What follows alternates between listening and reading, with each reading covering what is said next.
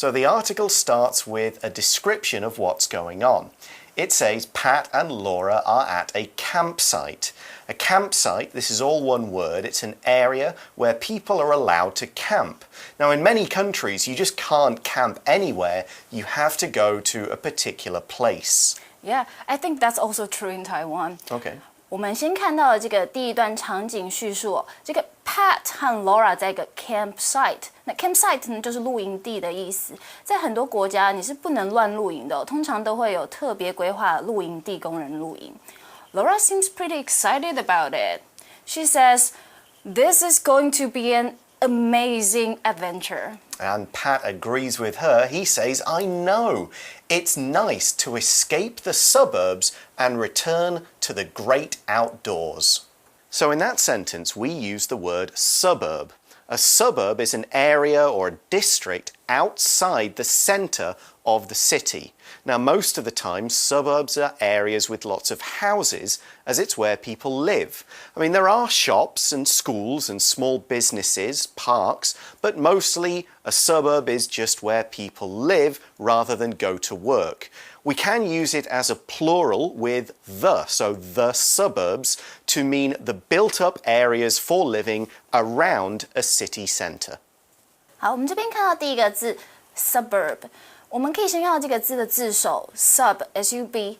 通常呢 sub 通常有着这个依附在什么之下或是邻近的意思，像是这个 tropical 是热带的，那 subtropical 呢就是副热带的或是亚热带的。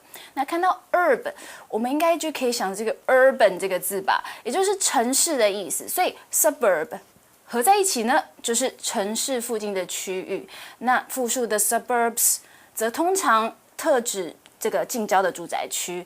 那这个字可能对于这个住商混合台湾人们来说比较难懂，但是其实许多欧美的大城市市中心都会是商办大楼，那住的地方通常就是在外围啦。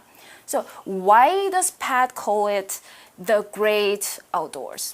Well, this is a sort of saying that people have to talk about nature and the countryside. So great, the word great here means both very big and very good. And so this phrase, the great outdoors, has the meaning of being in places with forests and rivers, mountains, wild animals, big open spaces with great views and so on. Okay, I get it. Next we see that Laura says, "Say, where did all our friends go?" Now here she started off by saying say, and we can use this word in this way to introduce a new topic of conversation and very often to ask a question. So it's not like the verb say, someone says something, it's more like a transition, and it's only really in spoken conversation. You won't often see it written down unless you're reading dialogue, like in the conversation in the article. Say 这边的意思呢，不是真的当作动词说，而是像个发语词，有点像是 hey, 这种感觉。So Pat and Laura are all on their own. They came with other people, but the others have left them. Okay, so then Pat tells Laura they're off exploring the woods. And he also says, it's fairly late, so we should set up our tent before it gets dark. Yes, putting up a tent is much harder when you can't see what you are doing. Laura asks Pat, how do we do that? Okay, well, Pat does know what to do. He says, first, we lay down this ground cloth. Now, this is the bit at the bottom of the tent, and it's waterproof, so even if the ground is a bit wet, you won't really feel it. Pat then moves on to the next step. He says, next, we insert these tent poles through this cloth to make the frame of the tent. That's right. Now here Pat used the verb insert, which means to either place or push or fit one thing into another thing. So tent ground cloths have holes or other small gaps in them, so the idea is to put the tent poles in the holes to make the frame. The ground cloth also helps keep the tent poles fairly stable because they fit in the holes, they stretch the sheet out, and it all holds together. Another example of insert would be inserting your phone charger into your phone or a USB stick into a computer. OK， 今天的第二个单字呢是 insert， 是插入的意思。那在文章里 ，Laura 和 Pat 要把这些 tent pole， 也就是这个营柱，插进帐篷的布里面。那通常会有钩子之类的，可以把营柱勾住哦。那 insert 这个字常用的状况，还有像是充电或是用 USB 的时候，像是 insert a USB stick into a computer. So what do we mean by frame? Well, the frame of something is kind of like our bones. It's the bit on the inside that other things can be attached to or put on top of. A frame needs to be solid and stable so it can hold up the weight of all the other stuff and also give it the right shape. Frame 呢，其实就是框架的意思。那这边呢是指帐篷的骨架，其实像是画框啊、镜框也可以用 frame 这个字来表示哦。So time for the next step in tent building. Pat says, after that, we can raise the tent. Yeah, and this means putting the tent cloth onto the frame, and you often tie it to the tent poles or even push the tent poles through. I had one like that where the poles went through the tent cloth so you could set up the frame and raise the tent at the same time. Anyway, so after they do that, they kind of get most of it done. Laura wants to know, and then we're finished? And Pat says, no. The final step is to hammer these pegs into the ground. Yeah, so pegs, these are the things they're made of metal. Sometimes they could be wooden hooks or spikes, but they hold down the tent cloth and keep it in place. To hammer them into the ground means you get a soft-headed hammer and just kind of push or hit the pegs into the ground so they stay there and aren't easily pulled up. After all, you don't want the wind to blow your tent away. Yeah. Peg 呢就是银钉的意思，那通常可以是这个，比如说金属啊，或者是木头做的。那文章里用 hammer 当做动词使用，意思就是用锤子锤进去。那为什么要把帐篷钉住呢？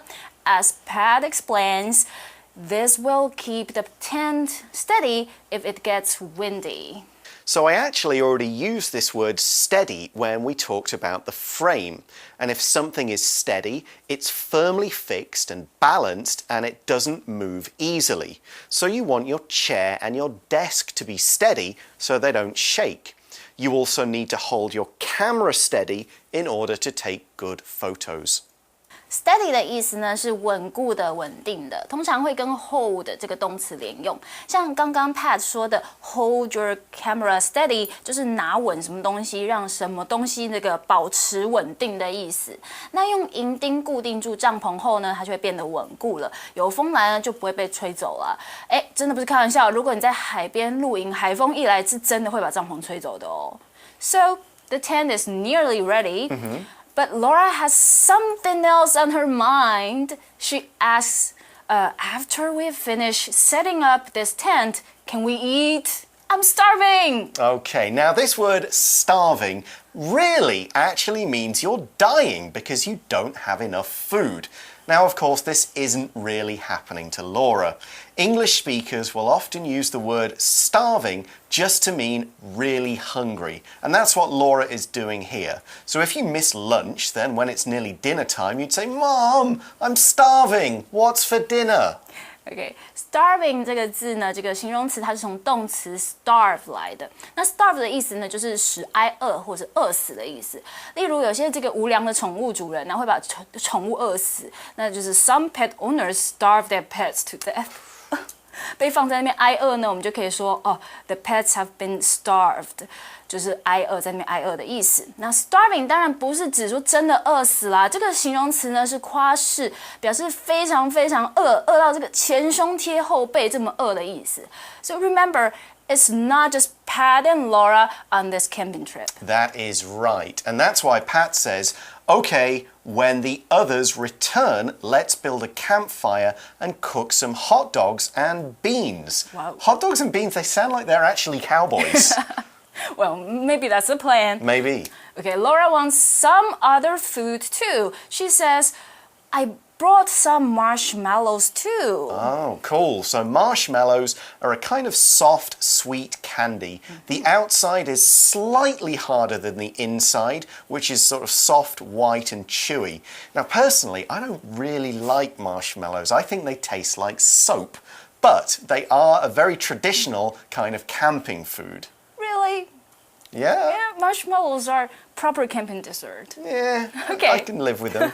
Okay, marshmallow 就是棉花糖的意思，可以拿来烤的那种哦，不是卷成一团的那种。在台湾路上，你可以看到这个摊贩在卖的，长像云的那种棉花糖呢，叫做 cotton candy。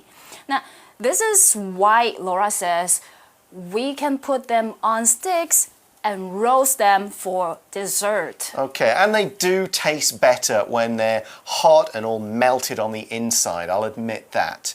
Okay, or you can make s'mores with the yeah. graham crackers and chocolate. That's another topic for another time. Okay, so next Pat says, great idea. Then we can sit around the fire telling ghost stories, if you're not too chicken. Now here, chicken isn't another food they're planning to cook. It's actually an insult. To find out what we mean when we say you're chicken, let's go to today's Shortcut for You video.